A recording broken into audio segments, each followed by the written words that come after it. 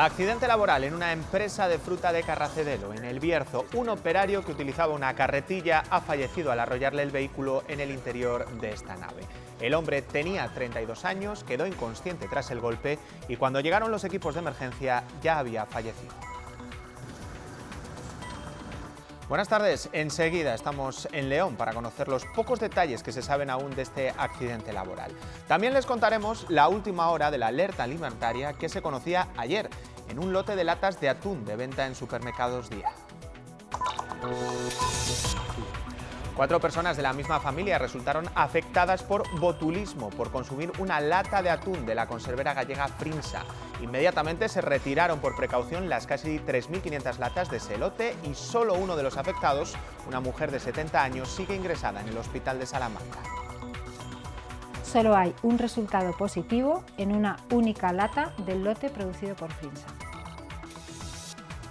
El presidente del PP, Pablo Casado, ha visitado hoy las zonas de Navas del Marqués afectadas por las inundaciones el pasado lunes. Pide al gobierno que lo declare zona catastrófica para que los vecinos reciban la ayuda cuanto antes. El líder de los populares considera que la limpieza preventiva de los arroyos es la clave para evitar este tipo de desbordamientos. La recuperación todavía le llevará en torno a mes y medio, pero hoy hemos visto al rey Juan Carlos salir del hospital. Ha recibido el alta una semana después de ser operado de corazón. Así abandonaba a mediodía de hoy el Hospital Quirón de Madrid. El rey se ha parado a hablar con los periodistas y ha explicado que no sufre dolores. Dice el monarca que ahora tiene tuberías y cañerías nuevas. Se le implantaron 3 bypass. ¿Qué tal la recuperación? Y estos días comienza la vendimia en muchas zonas de la comunidad. Se estima que se recojan unos 371 millones de kilos de uva, una cifra similar al récord de la pasada campaña. Una vendimia que ha comenzado también en la denominación de origen Rueda. Durante toda la noche y a máquina recogen la uva de variedad Sauvignon. Las lluvias de los últimos días han sido positivas, han mejorado la maduración, por lo que se espera una alta calidad. Domingo de nubes y claros en toda la comunidad que pueden dejar chubascos dispersos. Descenso importante de las temperaturas en toda la mitad norte de Castilla y León, donde pueden bajar hasta 10 grados respecto a lo vivido hoy. En el sur se mantienen los valores en torno a los 30 grados.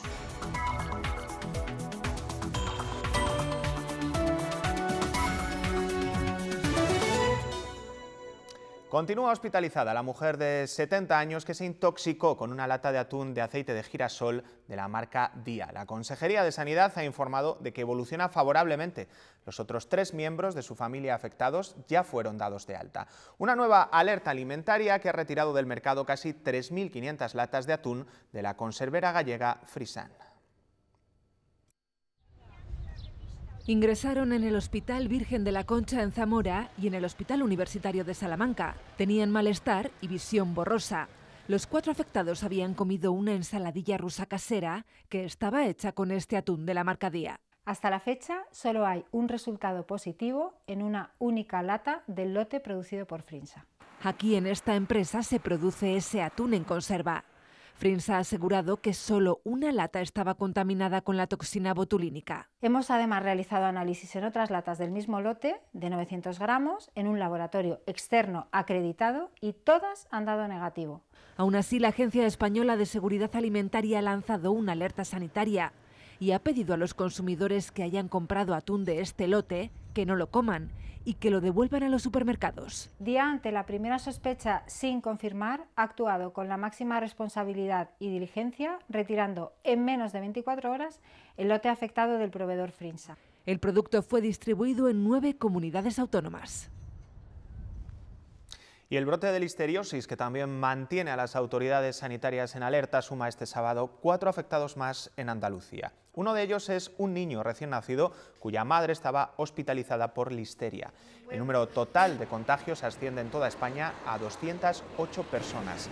La Asociación de Consumidores Facua ha denunciado que la empresa Magrudis, la productora de la carne mechada, ha estado más de 5 años funcionando sin licencia de apertura. El propietario, que figura en el registro mercantil, además, sería un testaferro que lleva años participando en empresas alimentarias que han ido cerrando por deudas y por situaciones altamente cuestionables.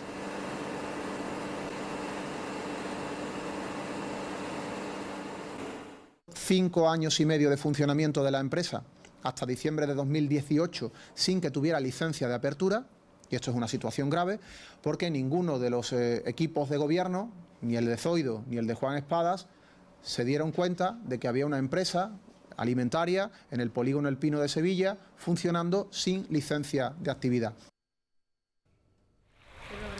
Medio centenar de masas de agua superficial y subterránea están contaminadas por nitratos de origen agrario en Castilla y León. Así lo recoge el Ministerio de Transición Ecológica en un informe difundido hace unos días. Uno de esos puntos señalados es esta zona de León, Gordaliza del Pino. Los agricultores del municipio dicen estar muy sorprendidos y aseguran que en los análisis realizados por el ayuntamiento no registran ese nivel de contaminación que denuncia el Ministerio. Ni muy raro, porque ahora nosotros aquí que se riega todo en precario por regueras y está corriendo el agua de Riaño continuamente, que haya zonas contaminadas con nitrógeno, que tampoco es una zona ahora mismo que haya muchísimo regadío. Pues si se confirma ese informe del Ministerio, la Junta estaría obligada a tomar medidas para bajar los niveles de nitratos en el agua. Hemos querido saber por qué se produce esa contaminación por el uso agrario y ganadero. Los expertos nos dicen que es una consecuencia natural del uso de abonos que proceden de purines. Desde el Instituto Tecnológico Agrario de Castilla y León trabajan en varios proyectos para mitigar ese efecto. Están en la naturaleza de manera habitual. Se deben sobre todo a la aplicación de abonos, ya sean orgánicos o minerales. Pero cuando esos nitratos superan los niveles permitidos en el agua, suponen un problema de contaminación para el consumo humano. En este laboratorio trabajan en 3 proyectos diferentes. El objetivo es reducir los nitratos del abono. Reducimos la concentración de nitrógeno que tiene el purín y de esa manera podemos mitigar la cantidad que después, posteriormente, va a aparecer de nitrato en el suelo. Poner tecnología y herramientas para reducir el factor contaminante de ese abono natural, que tenga el efecto beneficioso, que incluso le sirva para ahorrar dinero al agricultor, y que limitemos la posible contaminación que pueda hacer el exceso de ese abono.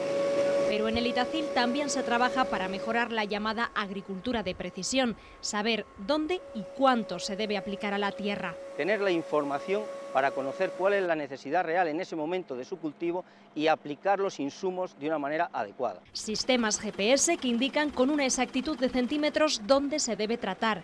Ordenadores que almacenan datos de cosechas o plagas anteriores, tecnología que hace que aumente la rentabilidad económica y que disminuya el impacto al medio ambiente.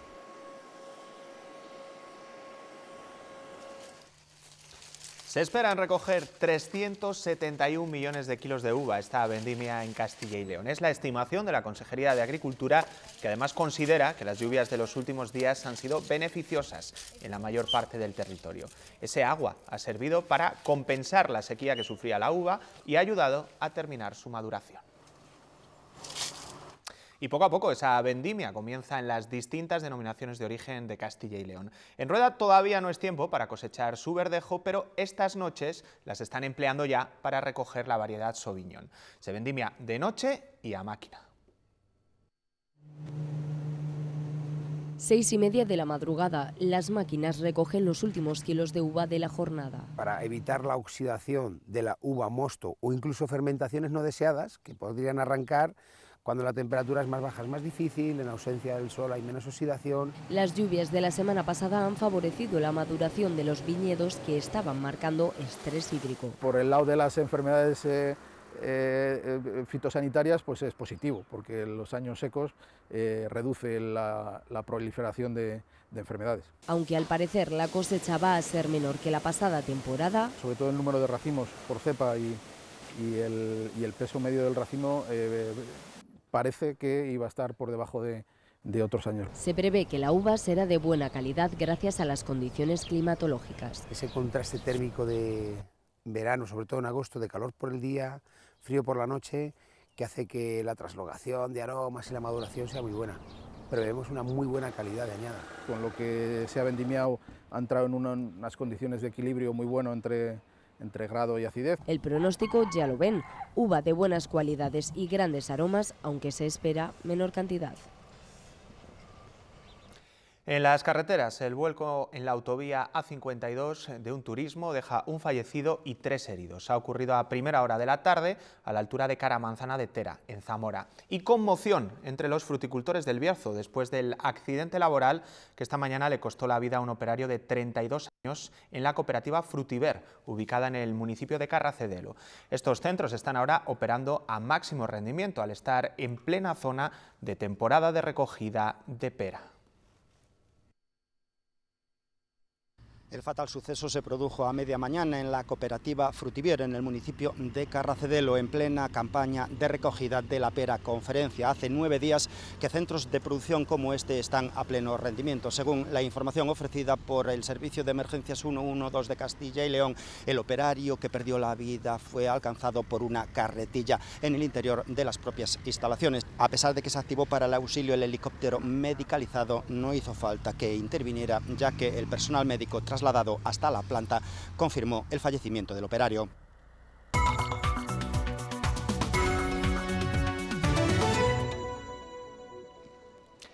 Así abandonaba el Hospital Quirón de Madrid el rey Juan Carlos. Ha recibido el alta una semana después de ser operado del corazón. Se le implantaron 3 bypass el pasado sábado. El monarca se ha parado a hablar con los periodistas. Dice que no tiene dolores y que la recuperación será de en torno a mes y medio. ¿Tiene dolores, señor? Tuberías nuevas, cañerías nuevas, fenomenal. ¿Tiene dolores, señor? ¿Tiene dolores? No. Ahora la recuperación va a ser larga, le han dicho. En casa. El Partido Popular pide al Gobierno que declare zona catastrófica la localidad abulense de Navas del Marqués, que sufrió graves inundaciones el pasado lunes. Pablo Casado ha visitado los lugares más afectados y propone apostar por la prevención con una mejor limpieza del cauce de los arroyos. El líder de los populares ha visitado las Navas del Marqués, en Ávila, donde este lunes una tormenta arrasaba la localidad. Esperemos del Gobierno de España, porque acabamos de registrar una proposición no de ley para declarar esta zona como gravemente afectada y para que puedan recibir los vecinos cuanto antes las ayudas. Allí ha charlado con vecinos que le han enseñado las consecuencias del desbordamiento de un arroyo cercano. Casado ha insistido en la limpieza de los cauces para prevenir estas tragedias. Es importante que hagamos las labores para que cuando esto suceda otra vez no se vuelvan a embalsar estas cantidades de agua. El presidente del PP ha rechazado que los municipios deban fusionarse tal y como sugería Ciudadanos en la comunidad, para hacerlos así sostenibles. La cuestión no es fusionar municipios, que ya se puede hacer legalmente, voluntariamente, en base a la legislación en vigor. Creo que lo que hay que hacer es ser más eficientes en el gasto. Dice que eso produciría solo desarraigo y ha vuelto a defender el papel de las diputaciones, que son, dice, las que intervienen directamente en la gestión de desastres como los ocurridos esta semana en las Navas del Marqués.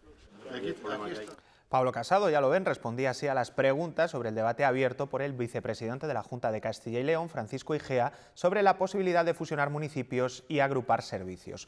Un debate al que también se ha referido hoy el PSOE. Luis Tudanca considera que es una excusa para hacer recortes en el medio rural.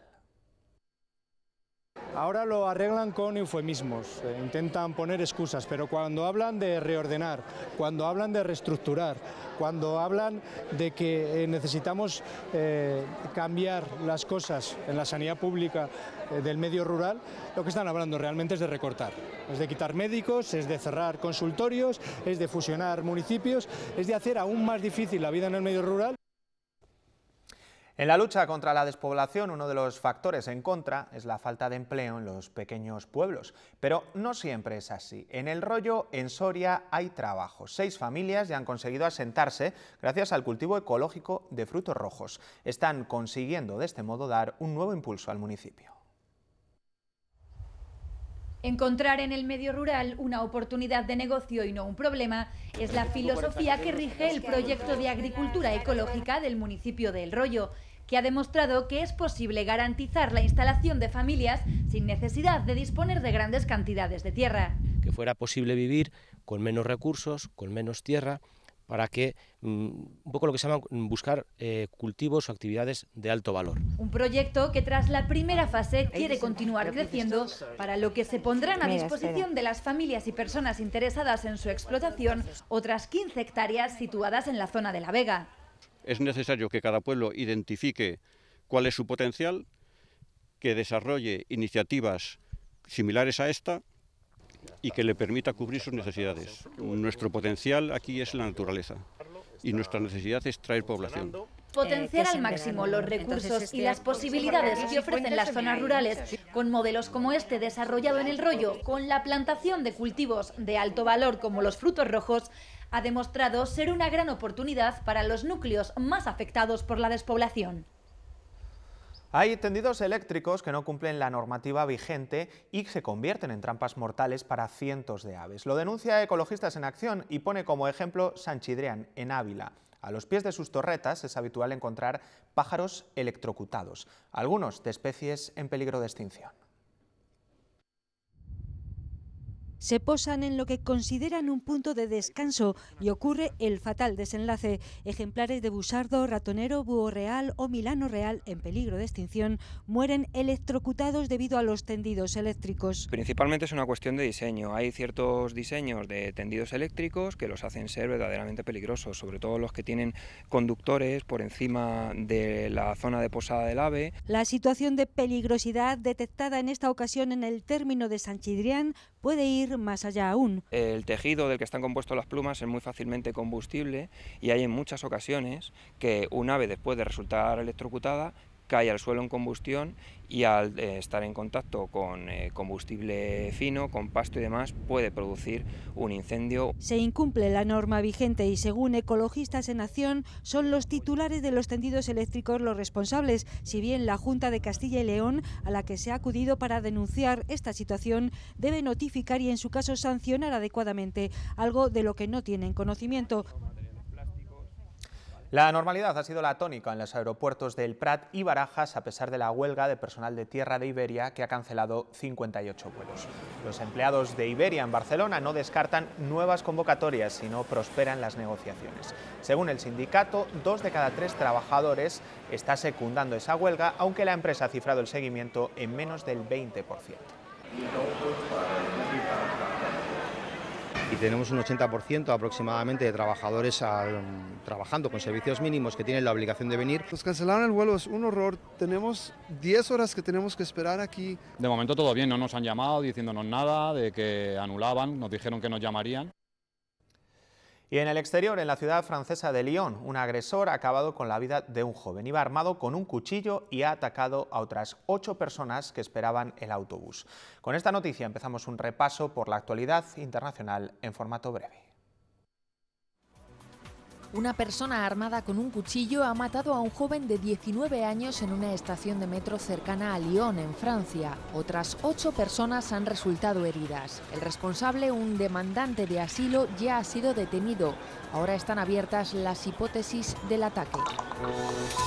Más de 80 manifestaciones recorren Reino Unido para protestar por la suspensión del Parlamento, decisión impuesta por el primer ministro Boris Johnson. Aunque la disolución entra dentro de lo legal, los opositores denuncian que este movimiento se hace para reducir las posibilidades de lograr acuerdos en el Brexit. 13º fin de semana de protestas en Hong Kong, donde se ha vivido una jornada muy tensa. La manifestación estaba prohibida por las autoridades, pero decenas de miles de personas han marchado hasta las puertas del Parlamento. La policía ha usado gases lacrimógenos y cañones de agua para disolverlos. Los argentinos tiñen las calles, se quejan de las insuficientes medidas del gobierno de Macri de bajar los impuestos y repartir ayudas entre los más pobres. Desde las primarias el peso argentino se ha devaluado y la deuda ha disparado. El Banco Central ha acordado que los bancos pidan autorización para enviar sus beneficios al exterior.